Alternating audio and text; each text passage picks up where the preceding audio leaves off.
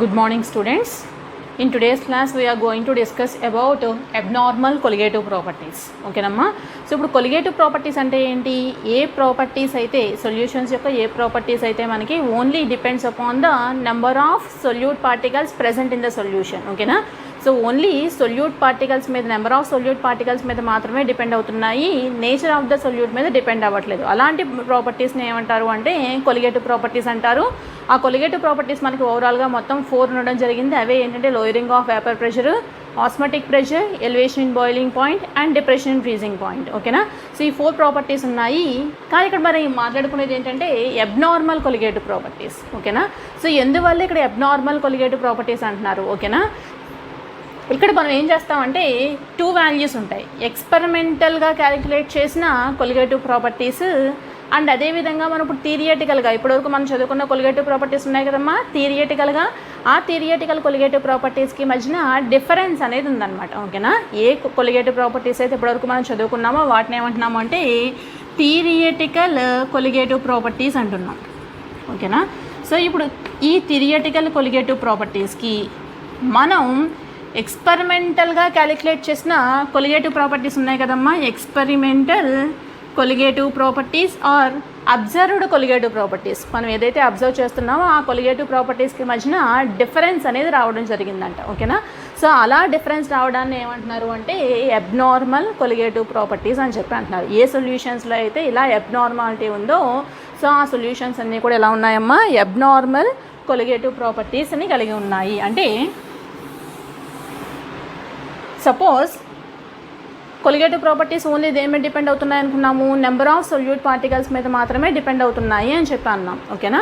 So ఇప్పుడు electrolytic solutions తీసుకుంటున్నాను. Electrolytic solutions ఓకేనమ్మా, లేదా ఎలక్ట్రోలైట్స్ అని చెప్పి అంటున్నాను. ఎలక్ట్రోలైట్స్ అంటే ఏంటంటే సపోజ్ NaCl కానీ BaCl2 కానీ తీసుకున్నాం. ఓకేనా? అదే నాన్ ఎలక్ట్రోలైట్స్ ఉన్నాయి. నాన్ ఎలక్ట్రోలైట్స్ ఏంటంటే నాన్ ఎలక్ట్రోలైట్స్ సుక్రోజ్ కానీ గ్లూకోజ్ కానీ స్టార్చ్ కానీ ఇలాంటివి ఏమైనా తీసుకుందాం. ఓకేనా? సో ఇవేమో నాన్ ఎలక్ట్రోలైట్స్, ఇవేమో ఎలక్ట్రోలైట్స్. ఏంటి డిఫరెన్స్ ఎలక్ట్రోలైట్స్కి నాన్ ఎలక్ట్రోలైట్స్కి మధ్యన అంటే ఇవేమో అసోసియేషన్లో కానీ డిసోసియేషన్లో కానీ ఇన్వాల్వ్ అవ్వట్లేదు. అదే ఎలక్ట్రోలైట్స్ అయితే కనుక ఈజీగా ఏమవుతాయంటే డిసోసియేట్ అయిపోతూ ఉంటాయన్నమాట. ఓకేనా? సో ఇలా అయ్యే వాటిని ఏమంటారు అంటే ఎలక్ట్రోలైట్స్ అంటారు. ఏవైతే మనకి అసోసియేషన్లో కానీ డిసోసియేషన్లో కానీ ఇన్వాల్వ్ అవ్వట్లేదో అలాంటి వాటిని ఏమంటారు అంటే నాన్ ఎలక్ట్రోలైట్స్ అని చెప్పి అంటారు. సో ఇప్పుడు నాన్ ఎలక్ట్రోలైటిక్ సొల్యూట్ని తీసుకెళ్ళి సాల్వెంట్కి యాడ్ చేసినప్పుడు కొలిగేటివ్ ప్రాపర్టీ ఒక రకంగా ఉంటుంది. Suppose depression in freezing point చూస్తున్నాను. Depression in freezing point delta TF అనేది సుక్రోజ్కి కనుక తీసుకుంటే అంటే నాన్ ఎలక్ట్రోలైటిక్ సొల్యూషన్కి కనుక తీసుకుంటే 1.86 degrees ఉందన్నమాట. అదే ఎలక్ట్రోలైట్స్కి తీసుకుంటే అంటే సపోజ్ NaClకి కనుక డిప్రెషన్ ఇన్ ఫ్రీజింగ్ పాయింట్ని కనుక తీసుకుంటే 3.72 degrees ఉంది. ఓకేనమ్మా? దేనికి తీసుకున్నాను, ఇదేమో సుక్రోజ్కి తీసుకుంటేనేమో డిప్రెషన్ ఫ్రీజింగ్ పాయింట్ ఈ రకంగా ఉంది. అదే NaClకి తీసుకుంటే ఈ రకంగా ఉండడం జరిగింది, 3.72 degrees ఉంది. అదే depression in freezing point barium క్లోరైడ్కి కనుక తీసుకుంటే 5.58 degrees ఉందన్నమాట. దేనికమ్మా ఇది BaCl2కి. ఏమవుతుంది, ఇది 1 mole ఆఫ్, ఇక్కడ ఏం చేశానంటే 1 mole of sucrose dissolved in 1000 ml of the solvent. ఇక్కడ 1 mole of the NaCl dissolved in the 1000 mole of the solvent, 1000 ml of the solvent. ఇక్కడ కూడా BaCl2 ఏం చేశానంటే 1 mole తీసుకున్నాను, 1 mole ఇందులో డిజాల్వ్ చేసాము అంటే 1000 ml ఆఫ్ ద సాల్వెంట్లో డిజాల్వ్ చేసాం. సో ఈ 3 కూడా 1 mole తీసుకుంటున్నాము, 3 సొల్యూట్సే అవుతున్నాయి. అప్పుడు ఏమవ్వాలి, డిప్రెషన్ ఫ్రీజింగ్ పాయింట్ కూడా మూడిటికి సేమ్గా ఉండాలి. అంటే number of moles of solute ఇక్కడ 1 mole తీసుకున్నాం, ఇక్కడ 1 mole తీసుకున్నాం, ఇక్కడ 1 mole తీసుకున్నాం. కానీ ఏమైందమ్మా, ఇక్కడ ఈ సుక్రోజ్ చూస్తేనేమో మనకి ఎలాంటి అసోసియేషన్ కానీ డిసోసియేషన్లో కానీ ఇన్వాల్వ్ అవ్వట్లేదు. అదే NaCl చూస్తే కనుక ఇది వాటర్లో అంటే సాల్వెంట్లో వేయగానే ఏమవుతుందంటే ఈజీగా డిసోసియేట్ అయ్యి Na+ అయాన్ని Cl- అయాన్ని ఇవ్వడం జరుగుతుంది. అదే BaCl2 కనుక వాటర్లో డిజాల్వ్ చేస్తే ఈజీగా మనకి Ba+2 ions plus 2 Cl- ions ఇచ్చింది. అదే సుక్రోజ్ అయితే కనుక సుక్రోజ్ లానే ఉంటుందన్నమాట. అంటే ఇక్కడ number of moles of solute మీద డిపెండ్ అవుతుంది కొలిగేటివ్ ప్రాపర్టీస్, కరెక్టే. కానీ ఇక్కడ నెంబర్ ఆఫ్ పార్టికల్స్ మీద కూడా డిపెండ్ అవుతుంది. అంటే number of moles of solute అంటే ఇక్కడ మీరు వేసిన సాల్వెంట్ కనుక మనం బీకర్లో తీసుకున్నప్పుడు, సో ఈ సాల్వెంట్లో మనం నాన్ వాలటైల్ సొల్యూట్ అంటే సుక్రోజ్ని వేశారనుకోండి, ఇక్కడ 1 మోల్ ఆఫ్ సొల్యూటే వేశారు, అప్పుడు డిప్రెషన్ అండ్ ఫ్రీజింగ్ పాయింట్ ఇంతే ఉంది. ఇక్కడ మీరు 1 మోల్ ఆఫ్ NaClనే వేస్తున్నారు, వేయడం 1 మోలే వేశారు. ఇక్కడ సుక్రోజ్ తీసుకుంటే ఇక్కడ ఇందులో డిజాల్వ్ అయిన తర్వాత కూడా 1 మోలే ఉంది, కానీ ఇక్కడికి వచ్చేటప్పుడు 1 మాలిక్యూలే ఉంది. ఇక్కడికి వచ్చేటప్పుడు ఇదేమవుతుందంటే నెంబర్ ఆఫ్ పార్టికల్స్ ఏమవుతున్నాయి అంటే ఇవి Na+ అయాన్స్ కింద ప్లస్ Cl- అయాన్స్ కింద డివైడ్ అయిపోతుంది. అంటే 2 పార్టికల్స్ అయినాయి. మీరు వేసింది ఇక్కడ 1 పార్టికల్నే వేసాము, కానీ వాటర్లో డిజాల్వ్ అయిన తర్వాత ఏమైందమ్మా, అది 2 పార్టికల్స్ కింద చేంజ్ అయింది. కాబట్టి ఇక్కడ ఎన్ని నెంబర్ ఆఫ్ పార్టికల్స్ కింద అంటే ఏ రకంగా డిసోసియేట్ అవుతుంది అన్న దాని మీద కూడా కొలిగేటివ్ ప్రాపర్టీ అనేది డిపెండ్ అవుతుంది అనమాట. ఓకేనమ్మా. సో ఇప్పుడు 1.86 ఉండాలి, 2 × 1.86 అంటే 2 పార్టికల్స్ కింద డివైడ్ అయింది కాబట్టి 2 × 1.86 చేస్తే 3.72 degrees అనేది depression freezing point for NaCl రావడం జరుగుతుంది. అదే BaCl2 తీసుకుంటే కనుక ఇది 3 అయాన్స్ కింద డివైడ్ అవుతుంది. 1 Ba+2 2 Cl- మొత్తం 3 అయాన్స్. కాబట్టి 3 × 1.86 చేస్తే 5.58 వస్తుంది. అంటే ఇక్కడ number of moles of solute మీద అంటే నెంబర్ ఆఫ్ పార్టికల్స్ ఎన్ని డిజాల్వ్ అవుతున్నాయి, డిజాల్వ్ అయిన తర్వాత నెంబర్ ఆఫ్ పార్టికల్స్ ఎన్ని ప్రజెంట్ అయినాయి అన్న దాని మీద కొలిగేటివ్ ప్రాపర్టీస్ అనేవి డిపెండ్ అవుతున్నాయి అన్నమాట. అంటే సొల్యూషన్ అనేది, అందులో ఉన్న సొల్యూట్ అనేది డిసోసియేట్ అవుతుందా అవ్వట్లేదా అన్న దాని మీద బేస్ చేసుకుని కొలిగేటివ్ ప్రాపర్టీస్ అనేవి చేంజ్ అవ్వడం జరుగుతుందన్నమాట. ఓకేనా.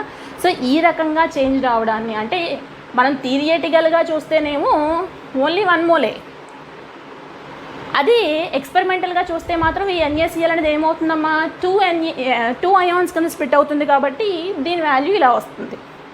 ఓకేనా. సో ఈ రకంగా మనకి థియరిటికల్ వాల్యూకి అండ్ అదేవిధంగా ఎక్స్పెరిమెంటల్ వాల్యూకి కొలిగేటివ్ ప్రాపర్టీస్లో చేంజ్ అనేది రావడం జరిగింది. సో ఇలా వచ్చిన ఈ డిఫరెన్స్ని ఏమంటారు అంటే అబ్నార్మల్ కొలిగేటివ్ ప్రాపర్టీస్ అని చెప్పి అంటారు. దీనికోసం వాన్ హాఫ్ ఒక ఫ్యాక్టర్ని ఇవ్వడం జరిగింది, దాన్ని I అని చెప్పి అంటారు. ఏంటమ్మా ఇక్కడ మాట్లాడేది, వాన్ హాఫ్ ఫ్యాక్టర్. సో ఈ వాన్ హాఫ్ ఫ్యాక్టర్ని I అని చెప్పి అంటారు. సో ఇక్కడ ఏం చేస్తారు అంటే ratio of the observed colligative property to the normal colligative property చేయాలి. సో ఏం చేయాలమ్మా, ఈ ఫ్యాక్టర్ ఏంటి, I = observed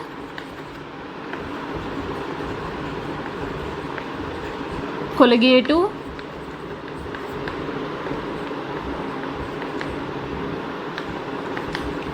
property by normal colligative property. అంటే మనం థియరిటికల్గా ఫైండ్ అవుట్ చేసిన కొలిగేటివ్ ప్రాపర్టీ అనమాట. అబ్జర్వ్డ్ కొలిగేటివ్ ప్రాపర్టీ అంటే ఎక్స్పెరిమెంటల్గా వచ్చిన కొలిగేటివ్ ప్రాపర్టీ. ఓకేనా. సో ఇది వాన్ హాఫ్ ఫ్యాక్టర్ అమ్మ. వాన్ హాఫ్ ఫ్యాక్టర్ వాల్యూ కనుక I = 1 అయ్యింది అనుకోండి. సో ఇప్పుడు ఏమవుతుందంటే అక్కడ ఉన్న నాన్ వాలటైలే కదా ఏదైనా సొల్యూట్ అనేది ఇక్కడ మనకి అసోసియేషన్లో కానీ డిసోసియేషన్లో కానీ ఇన్వాల్వ్ అవ్వట్లేదు. ఓకేనా. ఇన్వాల్వ్ అవ్వకపోతే ఏమవుతుందంటే I వాల్యూ 1 అవుతుంది అనమాట. ఓకేనా. సో ఇక్కడ I అనేది ఒక కరెక్షన్ ఫ్యాక్టరు. సో అక్కడ మనకు వచ్చిన అబ్నార్మాలిటీని కరెక్షన్ చేయడం కోసం ఉన్న ఫ్యాక్టర్ అనమాట. సో ఇప్పుడు I వాల్యూ కనుక 1 అయ్యింది అంటే అక్కడ మాలిక్యూల్స్ అనేవి అక్కడ ఉన్న సొల్యూట్ అనేది అసోసియేషన్లో కానీ డిసోసియేషన్లో కానీ ఇన్వాల్వ్ అవ్వట్లేదు. అంటే observed colligative property = normal colligative property అవుతుంది. అంటే theoretical colligative property = experimental colligative property అవుతుంది. అప్పుడు I వాల్యూ 1 అవుతుంది. అదే I వాల్యూ గనక >1 అయితే అంటే 1 కంటే ఎక్కువ ఉంది అంటే అప్పుడు అక్కడ ఉన్న సొల్యూట్ అనేది డిసోసియేషన్లోకి ఇన్వాల్వ్ అవుతున్నట్టు. ఓకేనా. అదే I వాల్యూ కనుక <1 కనుక వస్తే అప్పుడు ఆ మాలిక్యూల్ అనేది అందులో ఉన్న సొల్యూట్ అనేది ఏమవుతుందంటే అసోసియేషన్లోకి ఇన్వాల్వ్ అవుతుంది. ఓకేనమ్మా. సో ఇవి వాన్ హాఫ్ ఫ్యాక్టర్ అమ్మ. ఇప్పుడు మనం వాన్ హాఫ్ ఫ్యాక్టర్కి డిగ్రీ ఆఫ్ అసోసియేషన్కి మధ్య ఉన్న రిలేషన్ని ఫైండ్ అవుట్ చేద్దాం. ఓకేనమ్మా. సో ఇప్పుడు ఇందులో ఏంటి అబ్నార్మల్ కొలిగేటివ్ ప్రాపర్టీలో relationship between van't Hoff factor and degree of relation between Van 't Hoff factor and degree of association. Degree of association అమ్మ అంటే సపోజ్ నా దగ్గర ఎన్ నెంబర్ ఆఫ్ ఏ మాలిక్యూల్స్ ఉన్నాయి, ఓకేనమ్మా, ఎన్ నెంబర్ ఆఫ్ ఏ అనే మాలిక్యూల్స్ ఉన్నాయి.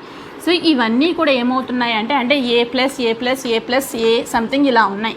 So ఇలా ఉన్నవన్నీ కలిసి ఏమవుతున్నాయంటే ఓన్లీ మనకి ఏ ఎన్ అనే సింగిల్ మాలిక్యూల్ ఫామ్ చేసింది. అంటే ఏమైనాయి అమ్మ, అన్నీ కలిపి అసోసియేట్ అయినాయి, ఓకేనా. సో ఇప్పుడు మనకి ఇక్కడ N number of moles, N number of A కలిసి మనకి వన్ ప్రొడక్ట్ని ఫామ్ చేసినాయి. అంటే ఎన్ని ఉన్నాయమ్మా ఇక్కడ, ఎన్ కలిసి వన్ మాలిక్యూల్ని ఫామ్ చేసినాయి, ఎన్ నెంబర్ ఆఫ్ ఇండివిజువల్ మాలిక్యూల్స్ కలిసి, ఓకేనా. సో ఇప్పుడు ఎన్ కలిసి ఇన్ని ఫామ్ చేసినాయి అంటే ఇక్కడ సపోజ్ 1 ఉంది అనుకుంటే అప్పుడు ఇక్కడ ఎన్ని ఫామ్ అవుతున్నాయి, ఎంత నెంబర్ అనేది ఫామ్ అవుతుంది అంటే మనం ఇక్కడ క్రాస్ మల్టిప్లికేషన్ చేయాలి. అప్పుడు ఎంత ఫామ్ అవుతుంది అంటే 1/n, అంటే 1 × 1/n, ఓకేనా. సో ఈ రకంగా ఫామ్ అవుతుంది. అర్థమైందమ్మా? మళ్ళీ ఇంకొకసారి రిపీట్ చేస్తున్నాను. సో ఇప్పుడు స్టార్టింగ్ మన దగ్గర ఎన్ నెంబర్ ఆఫ్ ఏ మాలిక్యూల్స్ ఉన్నాయి, అన్నీ కలిసి మనకి ఓన్లీ 1 మాలిక్యూల్ ఆఫ్ ఏని ఫామ్ చేసినాయి అనుకుంటున్నాను. అంటే అన్నీ కలిపి అసోసియేట్ అయ్యి ఓన్లీ 1 మాలిక్యూల్ని ఫామ్ చేసినాయి అనుకుంటున్నాం. అదే ఓన్లీ 1 మాలిక్యూల్ అయితే ఎంత ఫామ్ చేస్తుంది అన్నది క్వశ్చన్, ఓకేనా. సో ఇలాంటప్పుడు ఏం చేయాలి అంటే క్రాస్ మల్టిప్లికేషన్ చేయాలి. చేస్తే ఎంత వస్తుంది అంటే 1 × 1/n వస్తుంది. అంటే 1/n అనేది ఫామ్ చేస్తుంది, ఓకేనా. సో ఇప్పుడు బిఫోర్ అసోసియేషన్ ఏంటమ్మా, సో బిఫోర్ అసోసియేషన్ చూస్తే గనక ఓన్లీ మనకి ఇక్కడ 1 ఉంది అని అనుకుంటే ఇక్కడ అసలు ఏమీ ఫామ్ అవ్వలేదు, అంటే అసోసియేట్ అవ్వలేదు, అసలు ఏం జరగలేదు అని అనుకుంటున్నాను. అదే ఆఫ్టర్ అసోసియేషన్, ఓకేనమ్మా, అసోసియేషన్ జరిగిన తర్వాత అంటే ఒక ఈక్విలిబ్రియం అనేది రీచ్ అయిన తర్వాత, అసోసియేషన్ అనేది జరిగిన తర్వాత డిగ్రీ ఆఫ్ అసోసియేషన్ నేను ఆల్ఫా అనుకుంటున్నాను. అంటే 1లో నుంచి ఆల్ఫా అనేది అసోసియేట్ అయిపోయింది. అంటే ఇందులో 1 మాలిక్యూల్ ఉన్నాయి అనుకుంటే అందులోంచి ఎన్ని అసోసియేట్ అయినాయి అమ్మా, ఆల్ఫా మాలిక్యూల్స్ అనేవి ఏమైనాయి అంటే ఆల్రెడీ అసోసియేషన్లోకి ఇన్వాల్వ్ అయిపోయినాయి. అంటే ఇందులో ఉన్న దానిలోంచి అసోసియేట్ అయిపోయినాయి, రిమూవ్ చేసేయాలి కదా, సబ్ట్రాక్ట్ చేయాలి కదా, అందువల్ల 1 - ఆల్ఫా. సో ఇక్కడ 1 ఉన్నప్పుడు ఇక్కడ ఎన్ని ఉన్నాయమ్మా, 1/n ఉంటున్నాయి. కాబట్టి ఇప్పుడు ఏమవుతుంది అంటే అసోసియేషన్ అయిన తర్వాత 1/n × ఆల్ఫా అనేవి మనకు ఆల్రెడీ అసోసియేట్ అయినాయి, ఓకేనా. సో ఇప్పుడు అసోసియేషన్ జరిగిన తర్వాత ఉన్నవి ఈ రకంగా ఉన్నాయి, అంటే ఆఫ్టర్ అసోసియేషన్. అదే బిఫోర్ అసోసియేషన్ ఏమో ఈ రకంగా ఉంది, ఇదేమో ఆఫ్టర్ అసోసియేషన్. ఇప్పుడు నాకేం కావాలి అంటే వాన్ 't హాఫ్ ఫ్యాక్టర్ కావాలి. So van 't Hoff factor అంటే ఏంటి, ఇదేమో ఎక్స్పెరిమెంటల్ అవుతుంది. అసోసియేషన్ జరిగింది అనుకుంటే ఎక్స్పెరిమెంటల్ వాల్యూ అవుతుంది, అసోసియేషన్ జరగట్లేదు అనుకుంటే కనుక థియరిటికల్ వాల్యూ అవుతుంది. అంటే total number of molecules present after association by number of molecules present before association చేయాలి. అంటే I = total number of molecules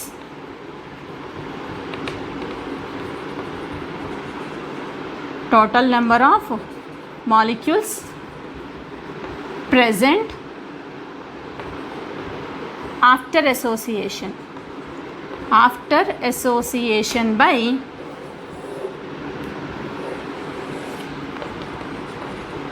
total number of molecules before association, ఓకేనమ్మా. So after association by before association చేయాలి. After association తర్వాత total number of molecules ఎన్ని ఉన్నాయి అంటే రియాక్టెంట్స్లోను ప్రొడక్ట్స్లోను కలిపి after association తర్వాత ఎన్ని ఉన్నాయి అంటే ఇక్కడ 1 - ఆల్ఫా ప్లస్ 1/n × ఆల్ఫా ఉన్నాయి, ఓకేనమ్మా. ఎన్ని ఉన్నాయి, I = 1 - alpha plus 1/n × alpha ఉన్నాయి. అదే బిఫోర్ అసోసియేషన్ ఇక్కడ 1, ఇక్కడ ఓన్లీ 0 కదా ఉంది, అంటే ఓన్లీ ఎన్ని ఉన్నాయమ్మా ఇక్కడ ఓన్లీ 1 మాత్రమే ఉంది, 1 మాలిక్యూల్ మాత్రమే ఉంది, ఓకేనా. సో ఇప్పుడు దీన్ని మనం సింప్లిఫై చేస్తే, ఓకేనా, దాన్ని సింప్లిఫై చేస్తే సో ఇక్కడ వేస్తున్నానమ్మా. I is equal to 1 minus alpha plus 1/n into alpha, 1 minus alpha plus 1/n into alpha. So ఇందులో నుంచి మైనస్ ఆల్ఫాని కామన్ తీస్తే 1 మైనస్ 1/n వస్తుందమ్మా. సో ఇప్పుడు ఈ వాల్యూని ఇటువైపుకి దీని ఇటువైపుకి తీసుకెళ్తే కనుక alpha into 1 minus 1/n equal to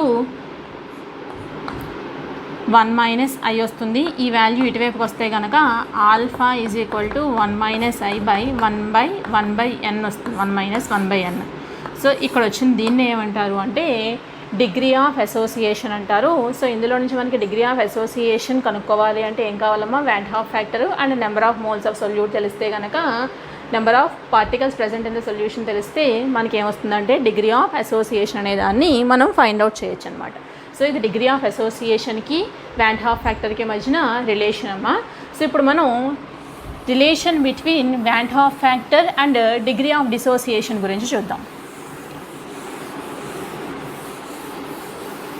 degree of dissociation అమ్మా.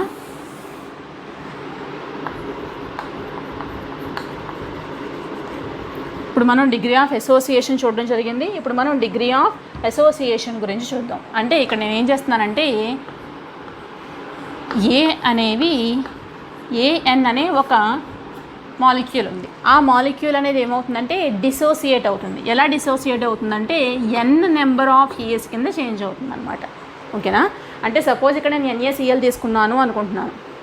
ఆ NaCl ఎలా మారుతుందంటే Na ప్లస్ Cl మైనస్ కింద చేంజ్ అవుతుంది. అంటే 2 మోల్స్ అనేవి వచ్చింది. ఇక్కడ ఏమైంది, ఓన్లీ 1 మాలిక్యూల్ కనుక తీసుకుంటే ఇక్కడ మనకి 2 అయాన్స్ అనేవి వస్తాయి. అంటే అలా ఉంటే కనుక దాన్ని ఏమంటారు అంటే డిసోసియేషన్ అని చెప్పి అంటారు. సో ఇండివిజువల్గా బిఫోర్ డిసోసియేషన్ చూస్తే కనుక ఇక్కడ 1 మోల్ ఉంది అనుకుంటే ఇక్కడ అసలు ఏమీ లేదు, అంటే డిసోసియేషన్ అంటే రియాక్షన్ ఏమీ జరగలేదు అనుకుంటున్నాను. అదే ఆఫ్టర్ డిసోసియేషన్ ఇక్కడ డిగ్రీ ఆఫ్ డిసోసియేషన్ని అగైన్ ఆల్ఫా అనుకుంటున్నాను.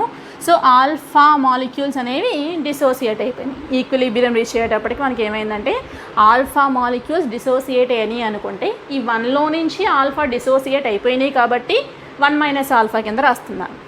అదే ఇక్కడ ఎన్ని ఫామ్ అయినాయి అమ్మా, n ఫామ్ అవుతున్నాయి కాబట్టి డిసోసియేట్ అయినాయి n ఇంటూ ఆల్ఫా అవుతుంది. ఓకేనా? సో ఇదేమో బిఫోర్ డిసోసియేషన్, ఇదివేమో ఆఫ్టర్ డిసోసియేషన్. మనకి వ్యాన్ హాఫ్ ఫ్యాక్టర్ ఫార్ములా ఏంటమ్మా, I is equal to total number of moles after dissociation by total number of moles before dissociation.